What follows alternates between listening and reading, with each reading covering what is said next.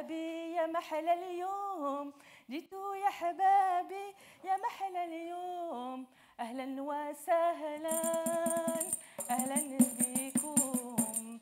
Je vais commencer par un chant qu'on commence dans les moments très traditionnels chez nous, des moments très importants dans la vie, un mariage, une circoncision.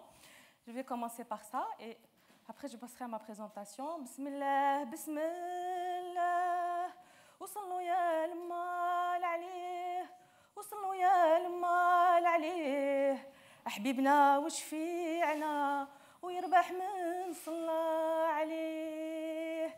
هذه قاعدتنا إن شاء الله بالبركة إن شاء الله بالبركة تجمعنا أجمعين. Alors je me présente, je m'appelle Maya Asghar, je viens de l'association Femmes en Communication, je viens d'Algérie. Je suis le chef de projet, la coordinatrice du projet Resart. Donc d'abord, je commencerai par présenter mon association. Mon association, c'est l'association Femmes en Communication que j'appellerai FEC souvent dans cette présentation. Elle a été créée en 1995. Cette association a été créée quand il y avait le terrorisme en Algérie, il y avait des crimes et des viols et contre les femmes et les jeunes femmes. Je vais vous raconter l'histoire de Fatem Zahra. Fatem Zahra, c'est une femme qui a perdu 20 membres ou 22 membres de sa famille lors d'une soirée. Toutes ces personnes ont été bouillantées, enflammées, écrasées. Un mois après, Fatem Zahra va encore perdre son mari et elle va rester chef de famille sans emploi. Donc, des femmes vont se réunir, surtout des journalistes, ils vont créer l'association Femmes en Communication pour parler sur tout ce que subissent les femmes, mais aussi on va créer des projets. Donc l'association va travailler sur la collecte des signatures d'1 million contre le code de l'infamie, contre le code de la famille, et aussi elle va aussi permettre aux femmes d'écrire. Donc il va y avoir des femmes qui vont écrire, on aura 3 et 20 qui vont être promues.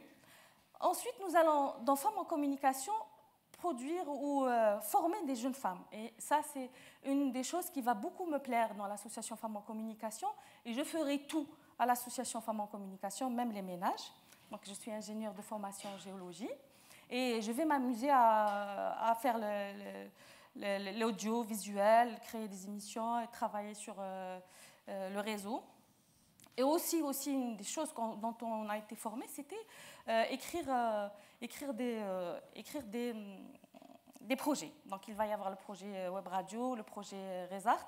Et dans le projet Web Radio, parce que l'Algérie ne permet pas aux Algériens de créer leur radio privée ou associative, on crée la Web Radio Voix des femmes pour parler des femmes et qui fait travailler, donc on forme les jeunes femmes, qui fait travailler 5 jeunes femmes. Donc parmi aussi les projets qu'on va mener, qu'on va créer, ça va être, donc j'ai dit, la web radio, Caravane, Resart.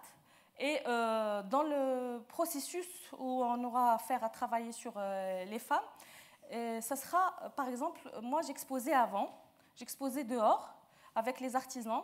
Et j'avais une femme qui travaillait avec moi qui s'appelle Kinza. Et Kinza me disait, mon frère, il ne veut pas que je sorte travailler. Et il me dit, je vais te donner 2 € pour la semaine. Mais 2 € pour le mois, pardon. Merci de vous dire. 2 € pour le mois. Mais 2 €, qu'est-ce que je vais faire?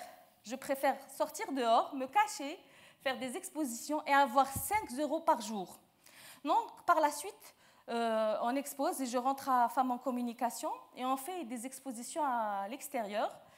Et un jour, on va vivre un drame. Donc, une bombe va éclater en 2003 et on aura une des artisanes qui va perdre son œil et une autre qui va être défigurée.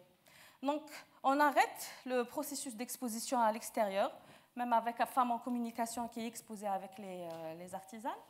Et on se rend compte que ça a fait travailler donc 3 personnes pendant une année, pendant que le chômage était extraordinaire en Algérie parce que le terrorisme nous empêchait de faire des projets.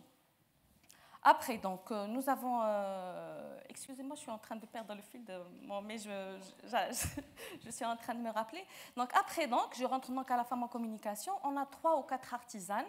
Et le projet qui va le plus me porter, ça sera le projet RESART, Réseau de femmes artisanes d'art algériennes.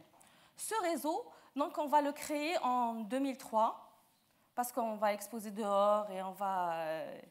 avec Mina Zerrouk, la Yarhama, que Dieu ait son âme. Et la première chose qu'on va faire, c'est qu'on va les équiper avec l'aide de la coopération canadienne. Et on va leur donner des métiers à tisser, des machines à coudre. Mais ça ne suffit pas, on n'est pas satisfait de ce travail-là. On se réunit une autre fois et on crée un premier prototype de leur travail. Et en 2006, donc, on crée le premier prototype et on se regroupe toutes pour louer un magasin. Dans ce concept-là, je leur prête donc, pour le loyer et elles vont rendre l'argent avec les 10%. Ça va être notre premier concept pour faire le premier RESART avec une très très grande galerie, une galerie d'exposition qui va montrer leur travail, montrer leur capacité et ça va être la première expérience d'économie solidaire en Algérie. Pardon, d'économie... exactement. Donc je retourne sur notre projet de RESART qui va aussi être soutenu par l'Union européenne et la coopération espagnole. Et on va travailler sur le design, sur la création de la tradition et la modernité. Il y a une styliste designer qui va suivre les artisanes et qui va leur permettre de conceptualiser leur travail et leur création. Après la suite, on va faire un défilé art qui va montrer leur capacité de travailler. Cette expérience qu'on a menée avec les artisanes, puisqu'on les a formées à avoir confiance en elles, ces artisanes vont donc rentrer à l'association et dire je ne sais pas lire, je ne sais pas travailler, je ne suis pas prête. On va les former et elles vont être sûres d'elles et dire je suis fière d'être artisane, je suis fière de porter les valeurs algériennes, je suis fière de porter mon identité. Donc après le travail qu'on a formé, l'association, donc, à travers notre travail en groupe, on va être sûr que les artisanes vont être des chefs d'entreprise, vont pouvoir créer leur propre projet.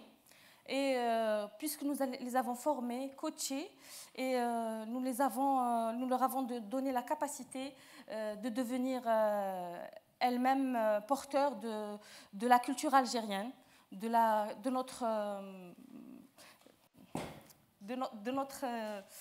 notre patrimoine. J'ai parlé un peu de notre expérience et j'ai parlé aussi des bailleurs de fonds ou des gens qui ont donné. Et dans excusez-moi, je suis émue. Dans ce partage-là, il y a les artisanes elles-mêmes qui vont elles aussi partager puisqu'elles vont co-louer le magasin où elles travaillent ou la galerie.